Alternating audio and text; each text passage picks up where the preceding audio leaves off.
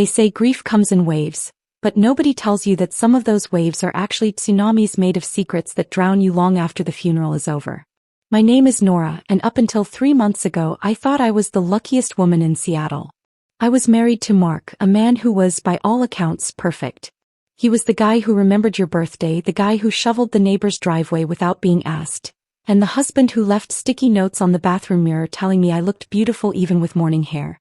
But then, a massive heart attack took him from me at 42 years old. Just like that. No goodbyes, no warnings, just a police officer knocking on my door at 2 a.m. to tell me my life was over. 3 months later I was finally ready to tackle the closet. If you have ever lost someone, you know the closet is the final boss battle of grieving. It is where their smell lingers the longest. I stood there with a cardboard box marked donation, staring at his row of button-down shirts, feeling like an intruder in my own home. I reached for his heavy charcoal gray wool coat. It was the one he wore all winter, the one he was wearing the last time he kissed me goodbye. I pulled it off the hanger, burying my face in the collar, inhaling the fading scent of cedar and rain. I just wanted one last moment with him. As I hugged the fabric, something stiff crinkled against my chest. It came from the inside breast pocket. My first thought was that maybe he had left a receipt or a shopping list, something mundane that would make me smile. I slipped my hand into the silk lining and my fingers brushed against cold, thick paper. I pulled it out. It was an envelope. But it wasn't a bill and it wasn't a receipt. It was a high-quality, cream-colored envelope, sealed with wax. Mark wasn't the type to use wax seals. He was a digital guy, a software engineer who barely used pens, let alone archaic stationery. I turned the envelope over and my breath hitched in my throat. In Mark's distinct, jagged handwriting right there in the center were 3 words. To Elena. Urgent. Elena. I didn't know an Elena. We didn't have a cousin Elena, a coworker Elena, or a neighbor Elena. The name sat there on the paper like a stain. My hand started to tremble, a physical reaction to a mental earthquake. Why was my husband carrying a sealed, urgent letter to a woman I had never heard of in his favorite coat? And why was it hidden in the inside pocket, the one place he knew I rarely checked? Before I tell you what I did next, I am really curious about who is watching this right now. Pause the video for just a second and drop a comment below telling me what time it is where you are and what city you are watching from. I always love seeing how far these stories travel. Okay, go ahead, I'll wait. Right back to the closet. I stood there, the donation box forgotten at my feet. The silence in the house suddenly felt heavy, oppressive. I walked over to the bed and sat down, the mattress dipping under my weight. The envelope felt heavy in my hand, heavier than paper should be. Felt like it contained something solid. My mind immediately began to race through the worst-case scenarios. You know exactly where my brain went. An affair. It had to be. Men hide letters in coats for mistresses, not for friends. Was Elena someone he met at work? Was she someone from his past? Was she the reason he had been working late those last few months, claiming big deadlines that never seemed to materialize into bonuses? I felt a wave of nausea roll over me. The image of Mark, my Mark, laughing with some woman named Elena, sharing secrets with her, writing her letters sealed with wax. It made me want to scream. But then I looked at the date scribbled in the corner of the envelope.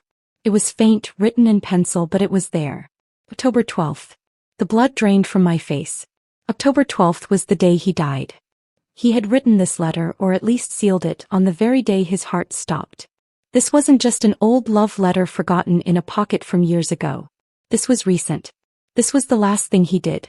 He must have been on his way to mail it or deliver it when he collapsed.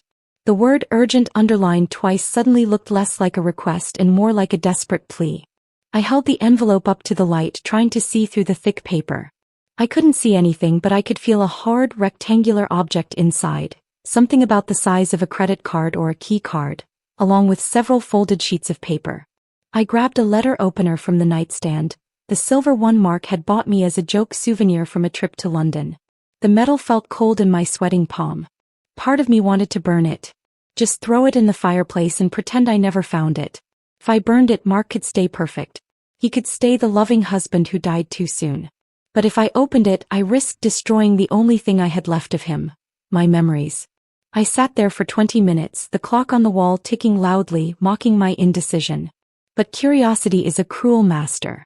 I had to know. I slid the blade under the wax seal. It cracked with a satisfying snap that sounded like a bone breaking. I reached inside and pulled out the contents.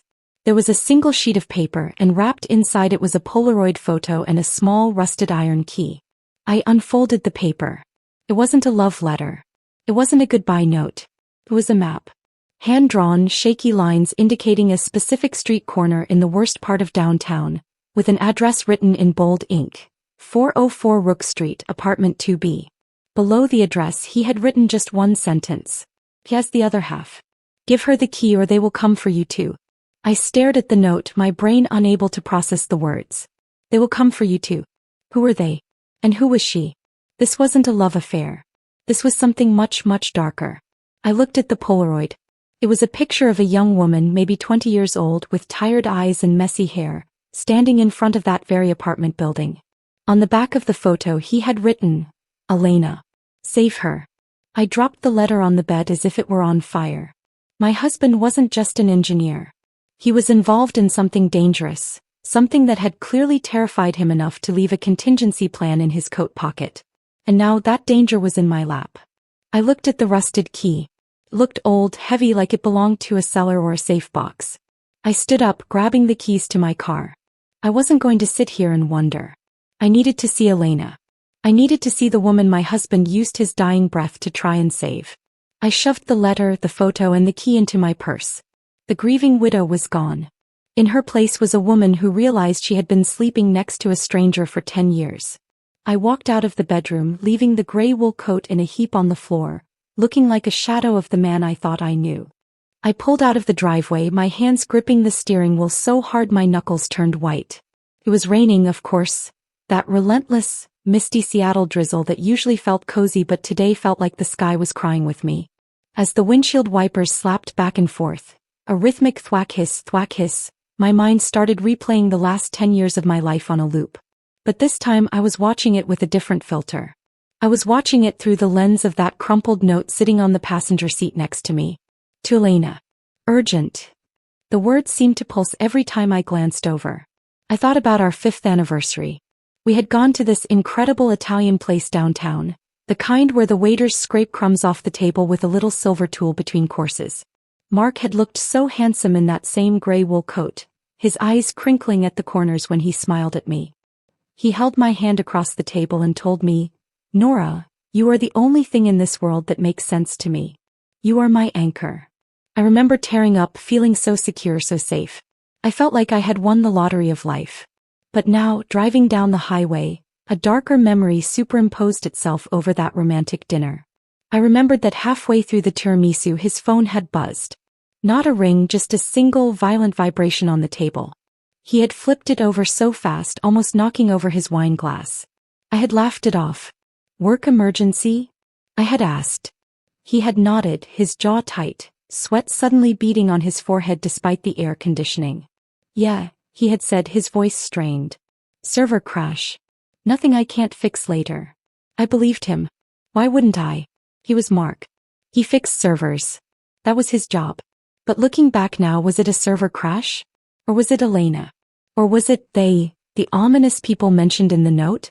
I merged onto the interstate, the speedometer creeping up. The car felt too small, the air too thin.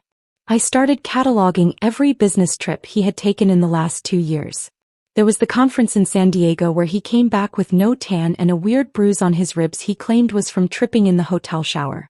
There were the late nights at the office where he'd come home smelling not like stale office coffee, but like metallic dust and exhaust fumes.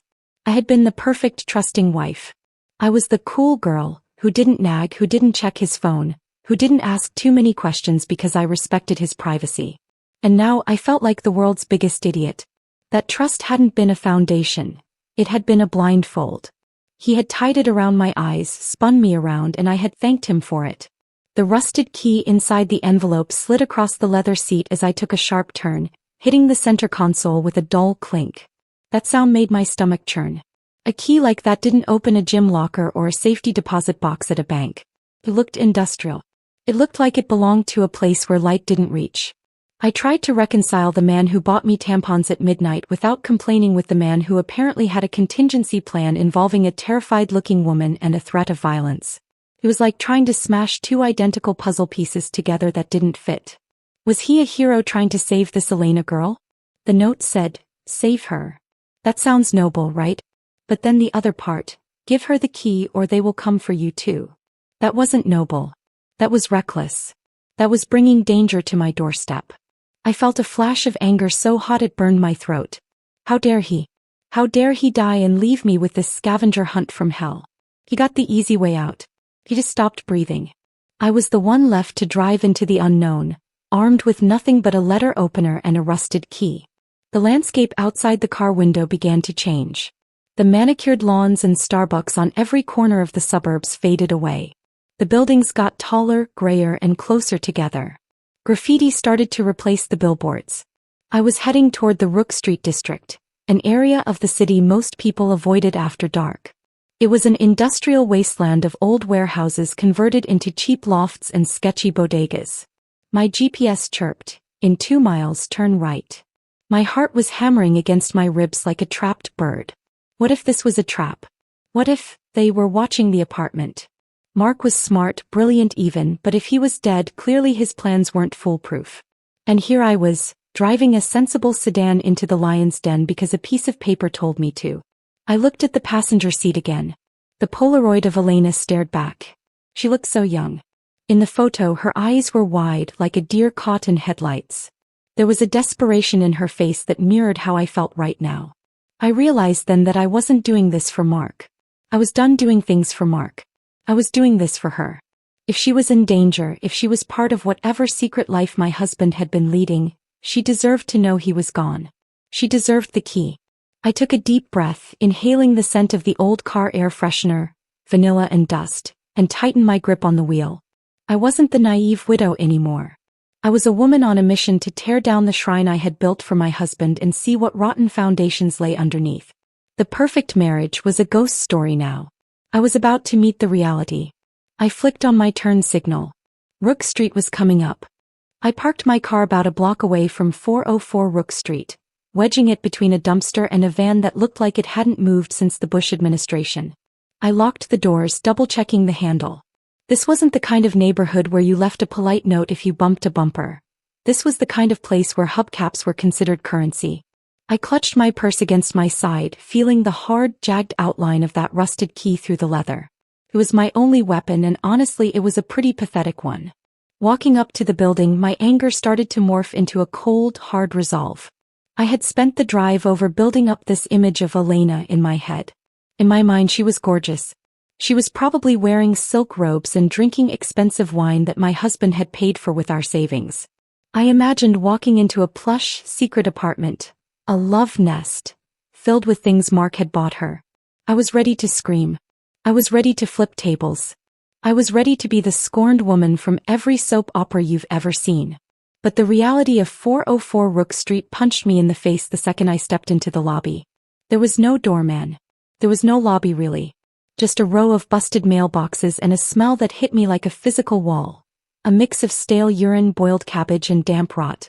The elevator buttons were melted with cigarette lighters, and an out-of-order sign was taped across the doors with duct tape. I looked at the stairs. They were dark, the light bulbs either blown out or stolen. I climbed to the second floor, my boots crunching on broken glass and discarded fast food wrappers. My heart was pounding in my ears, loud enough to drown out the distant sound of sirens outside. Apartment 2B. I stood in front of the door. The paint was peeling off in long green strips, revealing rusted metal underneath. I could hear the faint sound of a television buzzing from inside. This was it. The moment of truth. I raised my hand and knocked 3 times. Hard. Silence. The TV volume lowered instantly. I knocked again. "I know you're in there," I said, my voice shaking slightly but louder than I expected. "I have something from Mark." I heard a shuffle of feet, then the slide of a deadbolt, then a chain rattling. The door cracked open about 2 inches. I was prepared for a lot of things. I was prepared for a model. I was prepared for a woman my age. I was even prepared for someone Mark worked with. I was not prepared for what I saw. One blue eye peered out at me from the darkness of the apartment. The skin around it was pale, almost translucent, with dark purple bags that spoke of weeks without real sleep. The woman, Elena, didn't look like a mistress. She looked like a fugitive. She looked like she hadn't showered in days. She was wearing an oversized gray hoodie that swallowed her frame, and her hair was a matted mess of blonde knots. "Who are you?" she whispered. Her voice was raspy, like she hadn't used it in a long time. "I'm Nora," I said, trying to keep my voice steady. "I'm Mark's wife." I expected her to slam the door. I expected her to curse at me. Instead, the color drained from her already pale face. Her eye widened in sheer, unadulterated panic. She didn't look guilty, she looked terrified. "Mark's wife?" she hissed, glancing frantically up and down the hallway behind me. "Did anyone follow you? Are you alone?" What? "Yes, I'm alone," I stammered, thrown off balance. She undid the chain with trembling fingers and yanked the door open. "Get in. Now." She grabbed my arm with a grip that was surprisingly strong and pulled me into the apartment, slamming the door and locking all 3 locks behind us. I stumbled into the room and looked around. If I thought the hallway was bad, the apartment was a tragedy. There was no furniture. No couch, no dining table, no bed. Just a stained mattress on the floor in the corner, surrounded by stacks of instant noodle cups and water bottles. The windows were covered with thick black garbage bags taped to the glass, blocking out every inch of daylight. The only light came from a laptop screen sitting on a milk crate in the center of the room. This wasn't a love nest. It was a bunker. "Where is he?" Elena demanded, turning on me. She was shaking. "He said he wouldn't send anyone unless it was code black. Why are you here? Where is Mark?" I stood there, clutching my purse, my whole angry wife, script dissolving into confusion. Mark is dead, Elena." The silence that followed was heavier than the air in the room. Elena froze. She didn't cry. She didn't scream. She just stopped moving, like a machine that had its power cord yanked out. She slowly sank down onto the dirty carpet, pulling her knees to her chest. "Dead," she whispered. "How?" "Heart attack," I said, the words tasting like ash. 3 months ago." Elena let out a sound that was half laugh, half sob. It was a chilling sound. "Heart attack," she repeated, shaking her head violently. "Mark didn't have a bad heart. He ran marathons. He was healthy." She looked up at me, her eyes wild. "They killed him. Oh my God. They actually killed him." A cold chill went down my spine, colder than the drafty apartment. "Who is they?" I asked, stepping closer. "Elena, look at me. I found a letter in his coat. I have a key. He said to give it to you. He said you have the other half." She looked at me, really looked at me for the first time. There was no jealousy in her eyes. Just pity. "You have the key?" she asked softly. "Yes." I reached into my bag and pulled out the heavy, rusted iron key. She didn't reach for it. She just stared at it as if it were a grenade. "You shouldn't have come here," she said, her voice trembling. "You think he was having an affair with me, don't you? That's why you came. You wanted to catch him cheating." I started but couldn't finish. That was exactly what I thought. "I wish he was," Elena said, tears finally spilling over her lashes. "I wish he was just a cheating husband. That would be so much easier than the truth. But now that you're here, now that you brought that key, you're part of the contract now, Nora." "What contract?" I demanded. "Who are you?" She stood up, walked over to the milk crate and picked up a stack of papers I hadn't noticed before. She threw them at my feet. "I'm not his mistress, Nora," she said, her voice dead calm. "I'm his assignment." I looked down at the papers scattered across the dirty floor. They weren't love letters. They were bank statements, dozens of them. But they weren't Mark's personal accounts, at least not the ones I knew about. These were statements from an offshore holding company, listed under a name I didn't recognize. Aegis Protocol LLC. And every single month for the last 3 years, there was a transaction highlighted in yellow highlighter. A deposit. $5,000. Every month. Like clockwork. I picked one up, my hands shaking. The recipient wasn't Aegis Protocol. The recipient was Elena Vance. "He was paying you?" I asked, looking up at her. The confusion was making me dizzy. "Why was my husband paying you $5,000 a month? Was this hush money?" Elena laughed again, that same brittle, broken sound.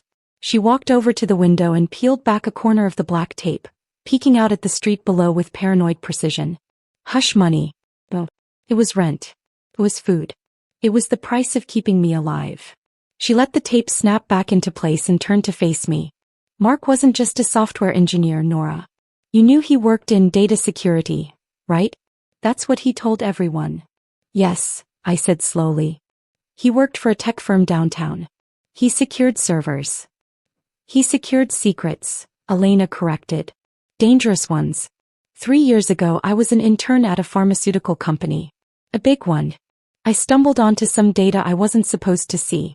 Test results. They were faking safety trials for a new heart medication.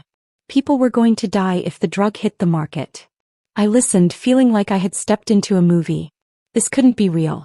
This was my Mark, the guy who wore goofy socks and loved dad jokes.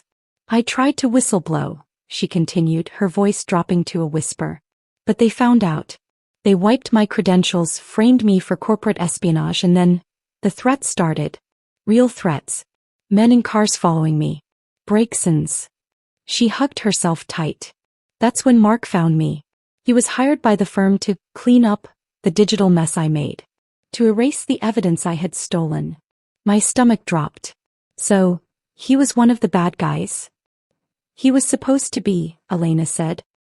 He was supposed to wipe my hard drive and hand me over to the people who wanted to silence me. But he didn't.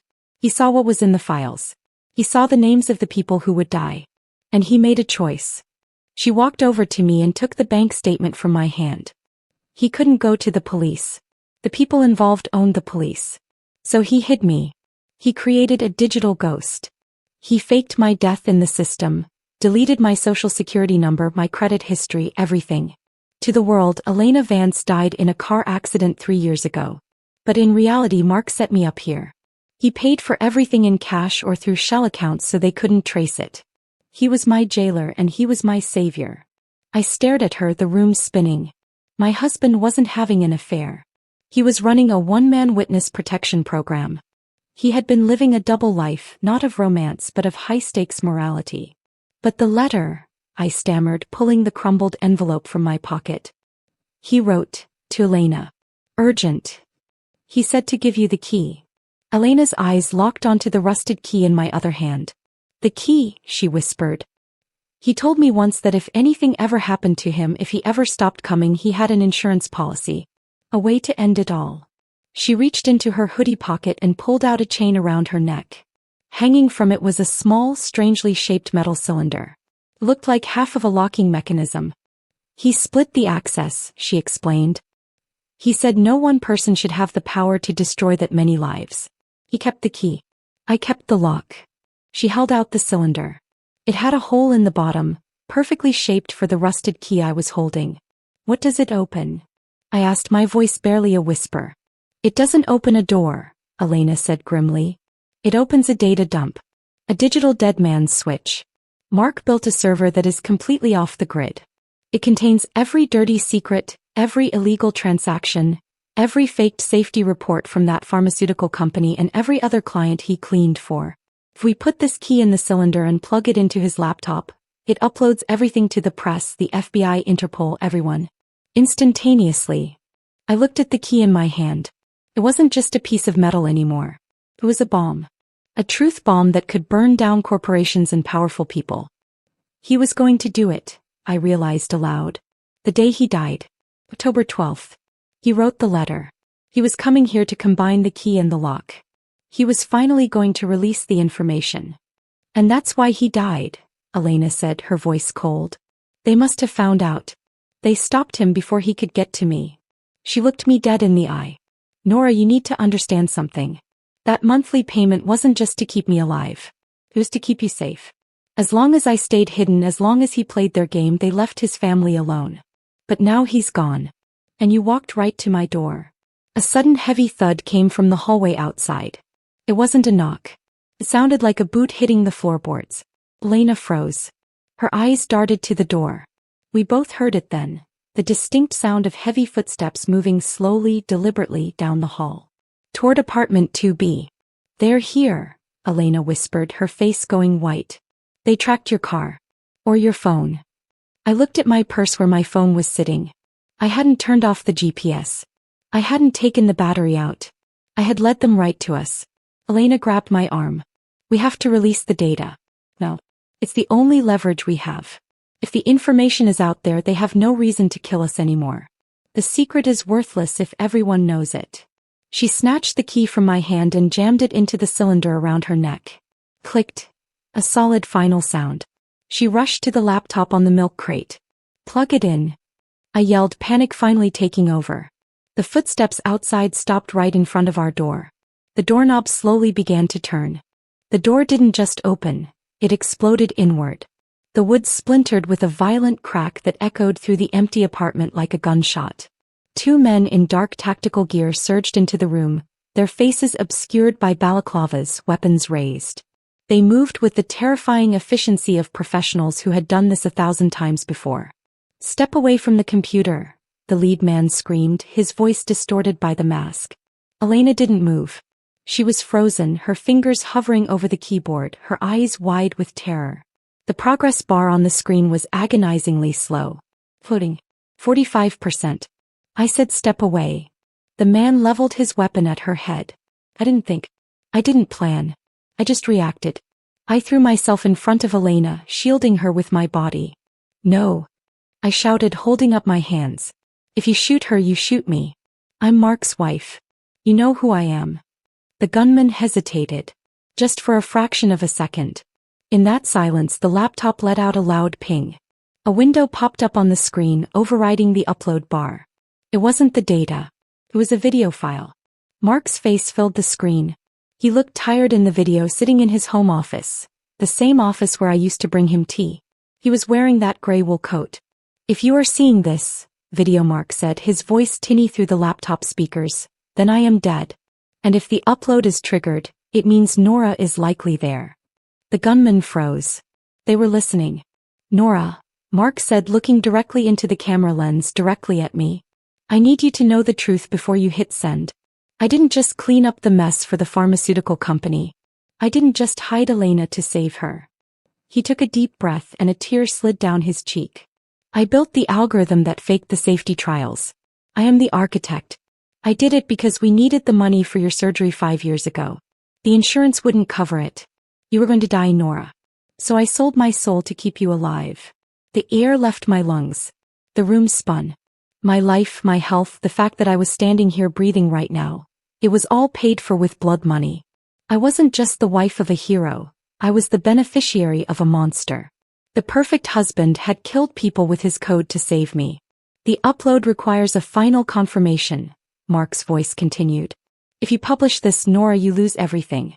The house, the accounts, my pension, it will all be seized as proceeds of crime. My name will be destroyed. I will go down in history as a villain. But Elena will be free. The choice is yours, honey.